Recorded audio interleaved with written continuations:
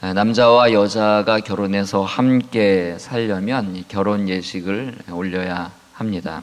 물론 형편상 혼인 예식을 올리지 못하고 혼인 신고만 하고 살아도 법적으로 문제될 것은 없지만, 결혼 예식은 두 사람이 정식으로 부부가 됐음을 공적으로 선포하는 의식이기 때문에 결혼 예식은 우리가 중요하게 생각합니다. 그런데 이 보통 결혼 예식에는 크게 두 가지의 순서가 반드시 들어갑니다. 요즘은 주례가 없이 본인들끼리 하는 혼인 예식이 진행되기도 하는데, 그렇다 할지라도 그 두 가지 순서는 거의 동일하게 들어갑니다. 첫 번째 순서는 혼인 서약을 통해서 이 두 사람이 합법적으로 부부가 됐음을 선포하는 순서가 들어갑니다. 나라마다 결혼 풍습의 차이가 있지만 이러한 과정은 거의 대부분 거칩니다. 또 그런 선포와 선언이 끝난 다음에 우리가 흔히 피로연이라고 하는 모인 사람들과 또 신랑 신부를 비롯한 많은 하객들이 함께 식사를 나누죠. 코로나 시대에는 이제 이런 모습이 조금 사라지기는 했지만, 결혼 예식에는 이렇게 크게 두 가지 순서가 담겨 있습니다. 함께 부부가 되었다는 것을 선포하는 의식과, 또 선포된 이후에 함께 모인 사람들이 식사하는 순서가 대부분의 결혼 예식에는 있습니다. 오늘 본문 말씀을 보실 때 새벽 시간이라 여러 가지 많은 생각에 복잡하시다면 다른 것은 다 잊어버리시고, 오늘은 하나님과 이스라엘 백성들이 하나님이 신랑이 되시고 또 이스라엘 백성이 신부가 되어서 함께 혼인 예식을 하는 장면이다 라고 이렇게 여러분들이 생각해 주시면 좋을 것 같습니다. 오늘 8절 말씀을 보시면 이렇게 표현되고 있습니다. 모세가 그 피를 가지고 백성에게 뿌리며 이르되, 이는 여호와께서 이 모든 말씀에 대하여 너희와 세우신 언약의 피니라. 언약의 피라는 말이 굉장히 중요한 단어인데 구약 성경에 여기에 처음 등장합니다. 그리고 우리가 잘 아는 것처럼 예수님이 잡히시던 날 밤에 성찬 자리에서, 만찬 자리에서 잔을 들어 말씀하실 때 이것이 너희와 내가 세우는 언약의 피라고 말씀하신 그 내용과 오늘 겹쳐지는 장면이라 할 수 있습니다. 이스라엘 백성들을 하나님께서 애굽으로부터 불러내셔서 오늘 시내산에 이르기까지의 장면이 사실은 24장 앞까지 나오는 이야기의 내용입니다. 15장부터 18장까지는 홍해를 건넌 이스라엘 백성들을 광야에서 하나님께서 어떻게 먹이시고 그들이 목마를 때 마시게 하시고 또 적군으로부터 보호하여 주셨는지에 대한 내용이 나옵니다. 그 내용 이후에 모세의 장인 이드로가 방문해서 모세가 홀로 재판하는 과정을 보고 이렇게 하다가는 가나안 땅에 들어가기 힘들겠다 그러면서 조직을 갖추는 조언을 해주고, 그 조언에 따라서 이스라엘의 지도자들을 세우는 장면이 18장에 나옵니다. 그리고 19장에 이르면 이제 시내산에 도착을 하게 되고, 시내산에서 모세를 통하여 백성들에게 하나님께서 하나님과 이스라엘 사이에 맺어야 될 이 언약에 대한 내용을 말씀해 주신 다음에 오늘은 그 언약을 확정하는 이 언약의 확정식이다 이렇게 볼 수가 있습니다. 그러면 이 의식을 통해서 오늘 새벽이라 자세히 다루진 않겠지만 몇 가지 사항만 중요한 언약에 들어있는 이 언약의 의식 속에 들어있는 요소들을 우리가 마음속에 담으면서 우리의 신앙 생활을 다시 한번 점검하는 귀한 복된 시간이 되기를 바랍니다. 첫 번째로는 이 언약식의 가장 중요한 언약의 두 당사자가 있어야 됩니다. 요즘은 나 혼자 내 스스로 약속했다 이런 표현도 쓰기로 하지만 사실은 약속이라는 것은 약속을 하는 인격체인 두 당사자가 있어야 합니다.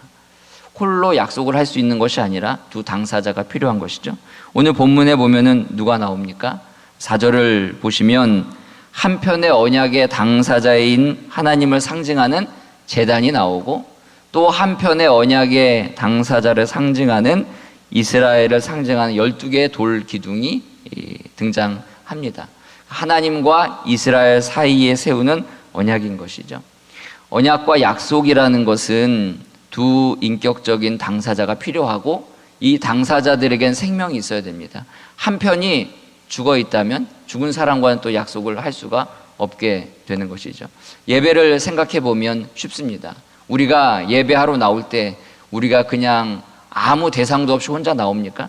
살아계신 하나님 앞에 우리가 나와서 예배를 드립니다. 따라서 예배를 드릴 때 살아계신 하나님을 의식하지 않고 드리고 나 혼자 예배를 드린다면 그 예배가 온전한 예배가 될 수 없겠지요.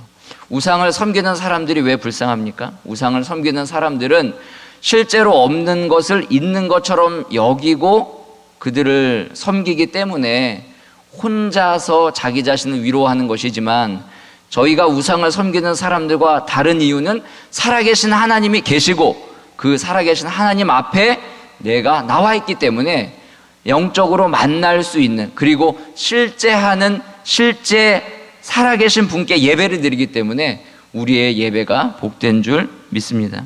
따라서 언약에는 당사자가 존재하기 때문에 하나님께서 우리에게 말씀을 주시고 우리와 언약을 맺으셨다면 우리는 살아계신 하나님 안에 속해 있는 자들이라는 것을 분명히 우리의 마음속에 다시 한번 확신하시기를 주님의 이름으로 축복합니다. 그리고 그 언약에는 내용이 들어있습니다. 약속을 하는데 아무 내용 없이 약속을 합니까? 내용이 분명히 들어있습니다. 그 내용을 24장 앞까지 잘 말씀해 주신 이후에 오늘 7절 말씀을 보면 이렇게 기록되어 있지요.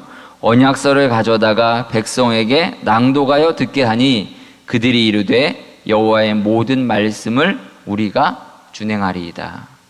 3절에도 보시면 모세가 와서 여호와의 모든 말씀과 그의 모든 율례를 백성에게 전하매 그들이 한 소리로 응답하여 이르되 여호와께서 말씀하신 모든 것을 우리가 준행하리이다.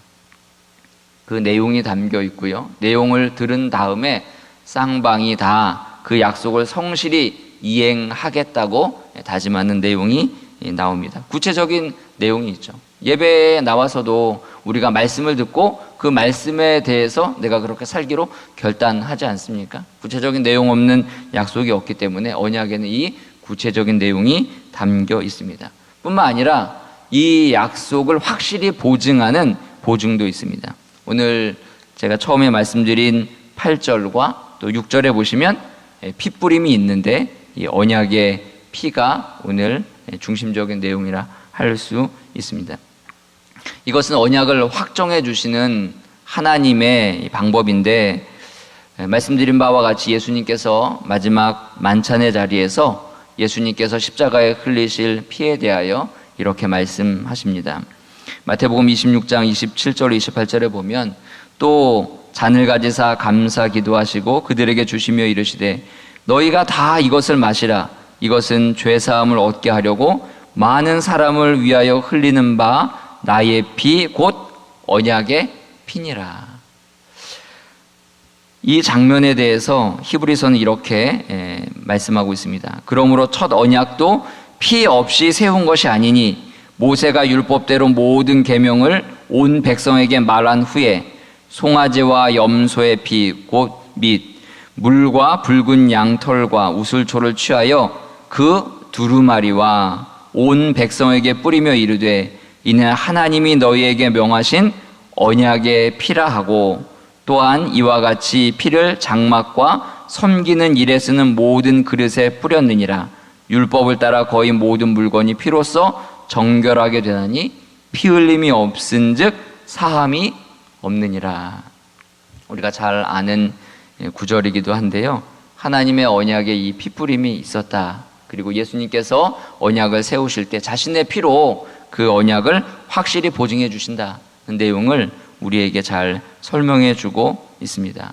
따라서 우리의 삶 속에 우리가 언약 안에서 산다라고 말할 때는 하나님의 놀라운 은혜와 사랑이 예수 그리스도의 피뿌림을 통하여 그 언약에 확실히 보증되어 있다는 것을 우리가 굳게 붙들고 살아야 하는 겁니다.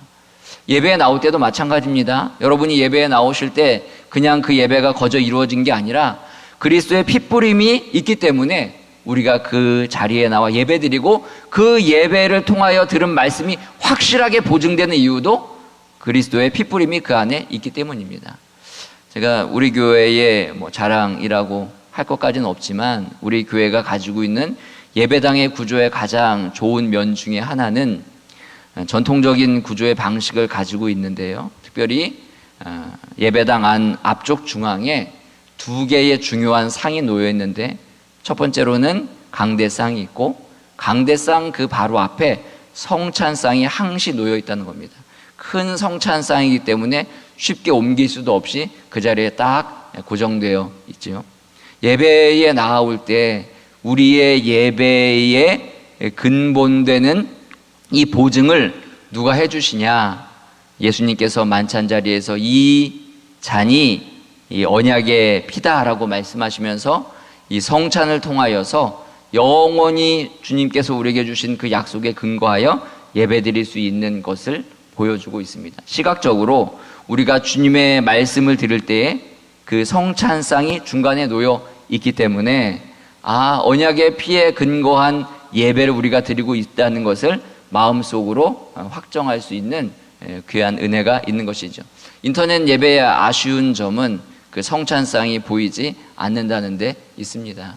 여러분이 예배당에 이제 나오셔서 예배를 드릴 때 우리가 365일 또 52주 매주 성찬을 할 수는 없지만 성찬을 하는 마음으로 매 예배 시간에 이 언약의 피에 근거하여 우리의 삶이 지탱되고 또한 예배 자리로 나온다는 것을 기억하는 복된 은혜가 있기를 바랍니다. 마지막으로 9절에서 11절을 보시면 이 언약의 피가 뿌려진 이후에 그것으로 끝난 것이 아니라 처음에 말씀드린 바와 같이 결혼 예식에 참여했던 사람들이 함께 먹고 마시는 은혜가 있는데 그 장면을 9절에서 11절에 보여주고 있습니다. 특별히 11절 끝에 보시면 하나님을 뵙고 먹고 마셨더라 라는 장면에 나오는 것이죠. 예배는 나 혼자 드리는 것으로 끝나지 않습니다. 우리 성도들이 함께 모여 예배드리고 주의 귀한 은혜를 함께 나누는 귀하고 복된 교제의 은혜가 있어야 하는데